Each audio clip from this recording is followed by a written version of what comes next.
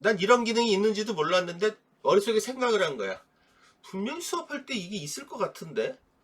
그래서 물어서 이렇게 한 거야. 어? 되게 편한 거지. 인간에 대해서 얘기를 할 거야. 다양한 인격을 지닌 행위 주체라고 내가 얘기를 했죠. 그래서 우리가 인간에 대해서 얘기를 하지만은 관련된 것들을 인간과 관련돼서 큰 것만 추려도 이렇게 어, 뽑아낼 수가 있어. 근데 시험에 무지에 많이 출제된 주제들이고 지문들이고 그렇죠, 그죠? 엄청나게 아마 1순위겠지, 그죠? 그래서 인간이 뭐냐 항상 계속 인간에 대해 포커스를 맞췄을 때 인간 본성의 근원은 뭐냐? 그러니까 인간이 이성적인 존재냐? 욕망하는 존재냐? 이게 서양사의 인간의 어떤 규정을 놓고 큰 흐름이야. 응? 좀 이따 설명을 해줄 거고. 그래서 합리적, 사회적 본성이라는 어떤 개념과 이기적, 충동적 본성이라는 개념과의 대립. 이런 개념들이 대립하면서 끊임없이 어떤 논의를 이어져 왔죠. 그리고 인간 본성은 선천적이냐, 후천적이냐. 그러니까 자유의지에 따른 것이냐, 결정론에 따른 것이냐. 이런 주제도 큰 주제죠. 실질적으로는 논술에서 굉장히 많이 나온 그 주제 또는 지문 또는 내용으로 인간 본성에 대한 어떤 진화생물학적 관점, 인간 행위의 동기에 대해서 이기적이냐, 이타적이냐. 그래서 그 노킨스 알죠, 그죠? 이기적 유전자. 그 책에서 내용 많이 나왔고 리들이라고 있어. 이타적 유전자. 그리고 호혜적 이타주의. 굉장히 많이 나왔죠, 그죠? 상호 이타성에 대한 문제. 리시프로컬 얼트루이즘이라고 그러죠. 그러면서 연세대 같은 경우는 아담 스미스의 건강한 이기심, 인간의 공감 능력에 대한 부분, 그리고 이 행동 경제적 관점에서 뭐 최종지향 게임이라든지 얼마 전에 우리가 살펴봤었지, 이런 상호성, 공정성의 원리를 얘기를 하는 어떤 개념 굉장히 많이 나왔어. 그리고 인간 본성과 도덕과의 관계. 그러니까 인간은 이성적이냐 충동적이냐의 관점에 따라서 또 타고난 거냐 자유의지에 따른 것이냐에 따라서 도덕과의 관계 정립이 되지, 그치? 만약에 선천적이라 그러면은 인간한테 죄를 물어서는 안 되는, 묻기 어려운 거고, 그죠? 응? 자유의 의지에 따른 거라면은 죄를 물을 수 있다는 거고. 이런 것들 다 보면은 그 수능 지문으로도 많이 나왔잖아요. 그죠? 코로나 시대에 현재 활발히 논의되고 있는 거는 포스트 휴머니즘과 트랜스 휴머니즘의 개념들이야. 닉 보스트롬 이런 교수들. 그러니까 인간과 기계, AI 시대에 인간을 넘어선 어떤 문제들이 있잖아, 그죠? 활발히 논의가 진행되고 있는 거예요. 지문으로 나올 수도 있죠. 포스트 휴머니즘은 인간이요, 인간과 기계, 그 이후 우리는 어떻게 인간은 앞으로 어떻게 나갈 것이요, 이런 것들을 얘기를 하는 거고, 트랜스 휴머니즘은 인간과 환경의 문제, 기술의 문제, 기술은 기술로 극복을 해야 된다, 이런 개념들. 그래서 굉장히 많이 페미니즘 이런 쪽하고 연결돼 있어. 하여튼 저지간 이런 부분들이 파악이 되는 거야. 이 얘기를 왜 할까? 굉장히 중요한 개념들이고, 여러분들이 인간이란 개념 또는 인간에 관련된 인간하고, 그러니까 주제가 전혀 와닿지 않을 것 같은데도 불구하고 서로 통하는 경우가 많아요. 그러니까 인간에 대해서 또는 어떤 철학자가 무슨 얘기를 한단 말이야. 프로이드의 무의식이 나왔다고 치자고. 어? 프로이드의 무의식을 다룬 지문이 나와 있어. 예를 들면은. 그러면은 그것은 인간 본성이 이성적이냐 욕망하는 존재냐 이런 관점에서 다뤘을 수도 있겠고, 이 무의식을 가지고 뭐 예를 들면은 뭐 공포, 불안 이런 다른 개념하고 엮어서 나올 수도 있겠고, 그죠? 그러면 그 불안과 공포를 극복했을 할 어떤 거리 뭐 이런 것들도 얘기가 되겠죠. 그리고 아까 얘기한 본성과 도덕과의 관계로도 물을 수가 있겠고, 이렇게 다양한 시각에서 파악되는 거란 말이야. 아까부터 계속 얘기하는 게 중요한 개념들을 살피면서 그 개념과 개념과의 관계를 잘 살펴보라 그랬잖아요. 그죠? 그래서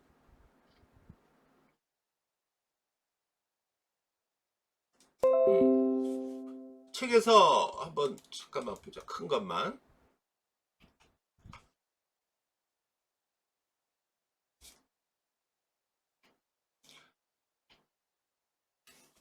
큰 것만 짚어볼게. 철학에서 말하는, 잠깐만 얘도 하나 넣어봐야겠다. 인간은 규범적 가치적 의미로서 주로 규정이 되죠. 철학에서 말하는 인간은. 그래서 우리가 인간에 대해서 이해하려면은 그 인간을 시대별로 어떻게 지금 규정을 하고 있는지를 짤막하게 좀 이따 설명을 해줄게요. 그걸 보면 좀 이해가 쉬워. 고대 그리스 철학 이래 인간이란 무엇인가 라는 철학의 주된 관심사죠. 그래서 연구 대상이었고, 가장 큰 거는 머릿속에 꼭 넣는 큰 화두는 뭐다? 인간은 이성적인 존재이냐 아니면 욕망하는 존재인가 라는 물음이란 말이야. 어? 이런 인식론적인 물음이 중요한 포인트를 차지한 거야. 그래서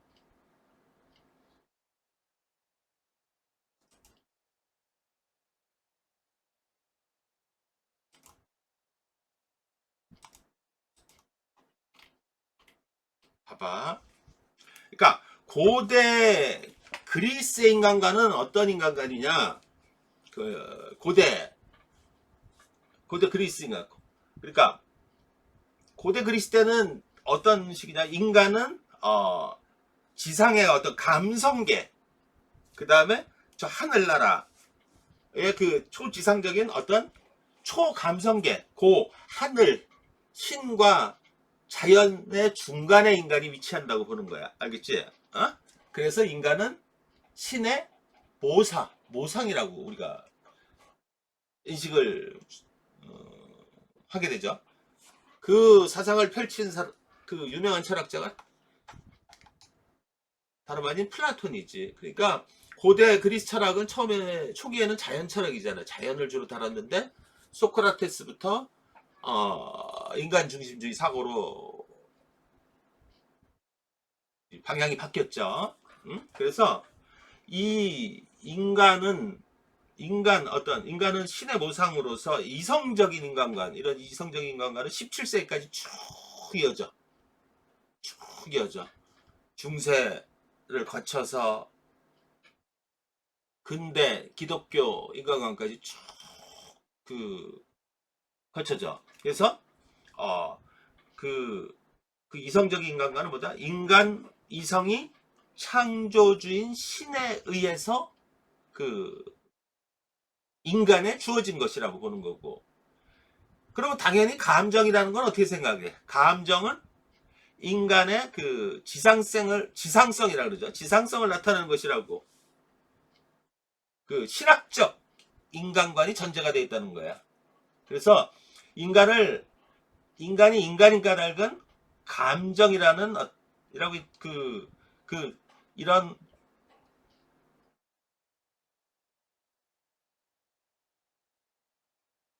생각에서 벗어나서 어떤 신에게 다가갈 수 있는 이성의 힘에 의해서 신에 다가갈 수 있도록 노력해야 된다는 그런 존재론적인 어떤 물음을 갖고 있어요. 아무튼 봐봐. 플라톤은 인간은 이성, 기계, 욕망을 가지고 태어나는데 그 가운데 이성이 기계와 욕망을 잘 조절할 때 인간다운 인간이라고. 이성 능력을 하여튼 뭐 강조를 한 거지. 어? 플라톤의 사주덕이라 그래. 사주덕. 아무 그 제자 아리스토텔레스가 유명한 말을 했지. 인간은 사회적 동물이란 말. 그죠? 모든 게 인간은 이성주의. 인간은 이성 능력. 이성을 본질로 하는 존재라는 거야.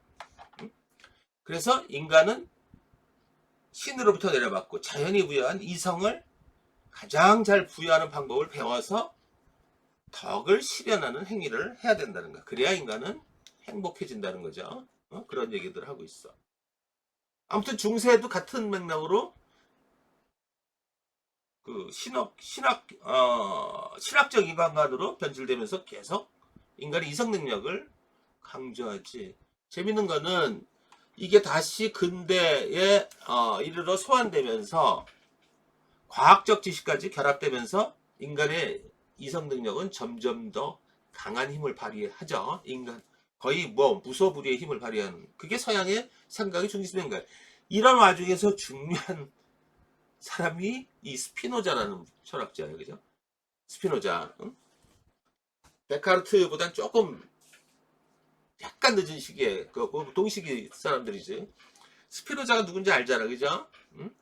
스피노자야말로 당대 이단아야. 당대 이단아. 응?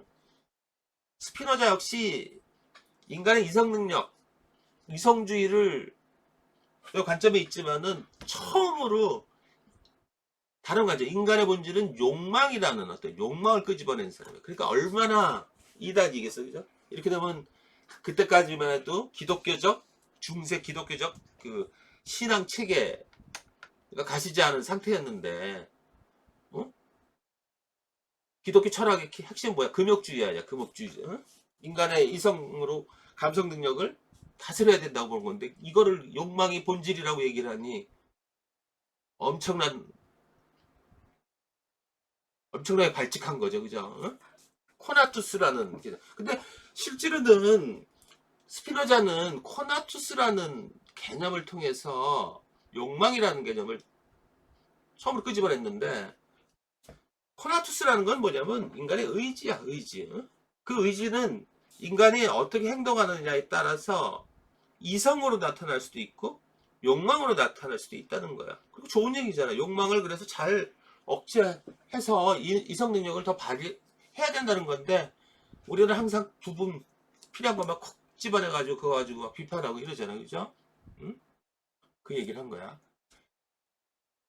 이성과 감성 이런 종합한 사람이 칸트고 그러면서 근대 흐르다가 결정타를 준 사람이 점점 인간의 이성주의 어떤 사고에 대해서 자꾸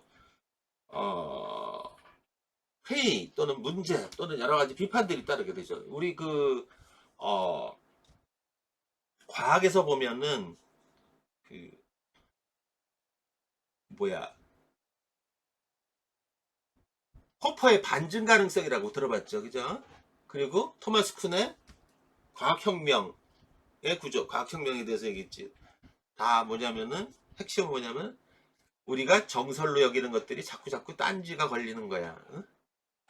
어떤 반박을 하고 오류가 나오고 이러면서 나중에 얘기를 하겠지만은 그러한 좀 깨지는 어떤 절대적인 어떤 신뢰가 깨지는 조짐들이 막 일어나는 거야. 거기에 결정타를 처음에 준 게 다윈의 진화론이야. 그러니까 다윈의 진화론이 전혀 다른 얘기 같은데 왜 이런 얘기 나오냐면 그때까지만 해도 우리 인간은 신으로부터 부여받은 몸이고 이성 능력이 인간의 본질이라고 얘기를 하고 그런 건데 이걸 뒤집어버리 인간은 진화됐대. 저기 옛날 유인원으로부터. 얼마나 끔찍한 얘기야, 그죠? 그러니까 사고에 확 그 전환을 가져온 거죠. 그 이후로 프로이드, 니체, 마르크스 이런 사상가들에 의해서 어떤 이성주의 철학, 주체 중심의 철학이 완전히 뒤바뀌는 거예요. 그 시기를 18세기 19세기 주체 전복의 시기라 그런 거야. 이때부터 이제 다양한 어떤 사상들이 나오기 시작을 해. 응? 시작을 해. 그러니까 결과적으로 인간의 본질은 이성이라는 어떤 이성주의 인간관 세계관이 17세기부터 깨지기 시작해서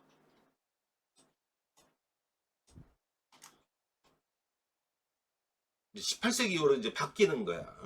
그래서 감성적 인간관, 인간의 그 이성적 인간관에 대립을 해서 그런 사고가 나오죠. 그래서 우리가 만약에 인간의 본질에서 처음에 물을 때 인간은 이성적인 어떤 인간의 어떤 본질이 이성이냐, 감성이냐, 욕망이냐 이걸 가지고 지금 얘기를 하는 어떤 큰 사상적인 흐름이 있죠, 그죠? 프로이드 같은 경우 인간은 무의식에 지배받는 비합리적인 존재라고. 이전까지 뭐라 했어? 인간은 정신, 의식에 지배받는 합리적 존재라고 봤었잖아, 그죠? 확 뒤집어 놓은 거야. 그러니까 얼마나 끔찍한 사람이야, 이 서양 철학사에서, 주류 철학에서 봤을 때는. 프로이트는 인간의 삶 자체는 곧 불안과의 동거라고 말하면서 정신을 옥죄는 이성의 속박에서 벗어날 걸 주장했다. 자, 여기서 또 중요한 게 현대 철학에 들어와서는 실존주의, 구조주의, 이게 이제 프랑스를 중심으로 20세기, 19세기 말 20세기에 어쩌면 그 영향력은 지금까지도 막강하죠. 펼쳐지고 있었잖아. 그러니까 사르트르 같은 사람이 실존은 본질에 앞선대. 굉장히 어려운 개념이지, 그죠? 실존은 본질에 앞선대. 이게 무슨 소리야? 실존주의. 그러면 한번 보자고. 일단 실존이란 말이 뭔지를 모르겠어. 어려운 개념이야, 그죠? 그 본질은 뭐냐? 이것도 어려워. 본질부터 그러면 우리가 규명을 해야 실존이란 개념을 우리가 알겠고, 그래야 실존주의가 실상이 어떤지 조금은 알겠죠. 그러니까 본질이라는 건 뭐냐면은 사전적으로 보면 사물의 근저에 있는 그 불변적인 요소, 의미 이런 걸 말하는 거야, 그죠?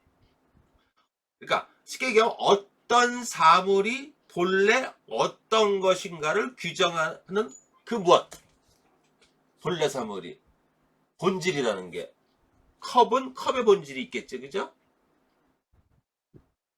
연필은 연필의 본질이 있고, 그 어떤 것이게 하는 거. 그러면 벌써 딱 생각나는 게 뭐야? 본질은 안 바뀐다, 그죠? 안 바뀌는 거야. 바뀌지 않는 고정적인 거잖아, 그죠? 피동적이고 이런 느낌들이 나오지, 그지? 인간은 피동적이고 고정적이고 이런 인간이 아니, 그런 개념이 아니잖아, 그죠? 그런 의미가 아니잖아. 그러니까 인간에게는 본질이, 사르트르는 없으며 본질이 없기에 자유로울 수 있다 그래. 본질이라는 게 나를 규정하는 그 무엇, 그 무엇은, 이거 뒤집어 얘기하면 뭐야? 인간은 스스로 자기 주체적인 노력, 주체성에서 언제든지 바뀌어갈 수 있지, 그죠? 내 비록 지금 열심히 편입 논술을 공부하지만 조만간에 나는 합격해서 또 달라질 거고, 가능성의 문제지, 그지? 그 인간은 스스로 미래 가능성을 선택하고 그러면서 본질을 바꾸고 만들어갈 수 있는 존재라는 거야, 그죠? 그러니까 인간은 어떠한 주어진 본질에 의해 결정되는 존재가 아니라 자신의 선택을 통해 끝없이 가능성을 만들어가는 존재라는 거예요. 간단히 얘기하면. 그래서 인간은 실존적인 존재라고 보고, 인간은 실존은 본질에 앞선다고 얘기하는 거야. 무슨 말인지 이해되죠? 어? 실존은 그런 얘기야. 나중에 얘기하겠지만. 다분히 인간 중심적인 사고이면서도, 일단 우리가 알아둬야 될 것, 실존주의는 다분히 인간 중심적인 사고이면서 인간의 어떤 존재에 대해서 끊임없이 되묻는 사고란 말이야. 그와 함께 구조주의 하도 많이 봤죠. 웬만한 어떤 논술 주제, 소주제, 지문 내용들 보면 구조주의에 관련된 내용이 굉장히 많아. 응? 구조주의. 그러니까 구조주의라는 거는 주체 중심, 이성 중심의 인간관을 거부해요. 인간은 어떠한 구조에 의해서 구속받는 존재라는 거야. 그 어떤 구조라는 게 뭐야? 그 스트럭처가 여러 가지가 있죠. 법, 어떤 관념적인 어떤 내용으로는 법, 제도, 관습 이런 것들이 다 구조지, 그치? 물리적인 건 뭐야? 학교, 교도소, 병원, 군대 이런 거 다 구조잖아. 우리 군대 가면 군복 입고 학교 가면 교복을 왜 입혀? 교복을 입혀야 통제하기 쉽잖아, 그죠? 응? 겉으로는 아니라고 팬시하게 개성을 드러나게 한다 그러지만 일단 다 보이잖아, 그지? 응? 사람이 제복을 입었을 때와 그렇지 않았을 때는 행동이 확 달라져요. 선생님 군대 다닐 때 예비군 훈련이 있었거든. 선생님이 내가 삼성을 다녔으니까 삼성에서는 내가 파란 와이셔츠 입는 것조차도 뭐라 그랬어. 하얀 와이셔츠에 감청색 양복 다 티피컬해. 애들이 다 말끔하게 입고 다니고 그랬어. 응? 화려하고 이상한 거 입고 다니는 그런 꼴을 못 봤지. 지금은 어떨런지 모르겠지만. 그런데 이게 군대만 가면, 예비군 훈련만 가면, 예비군복 입으면 그 말끔하던 애들이 다 개가 되잖아, 그지? 아무 데서나 소변 보고, 아무도 별짓 다 하잖아, 그죠? 이게 구조주의를 설명하는 아주 대표적인 거야. 어? 그러니까 제복, 이런 것도 다 구조야. 어? 구조에서 속복받는 거. 거기서 벗어나야 되는 사고야. 어? 대표적인 철학자가 이제 푸코겠죠. 굉장히 많이 나오는 거지. 그러면서 포스트 휴머니즘, 트랜스 휴머니즘 현대 철학들을 왔어요. 그러니까 인간 이후에 인간과 기계의 어떤 경계가 불분명한 현대 사회에서 도대체 인간과 인간 아닌 거의 경계를 어떻게 나눠야 될지 이걸 철학적으로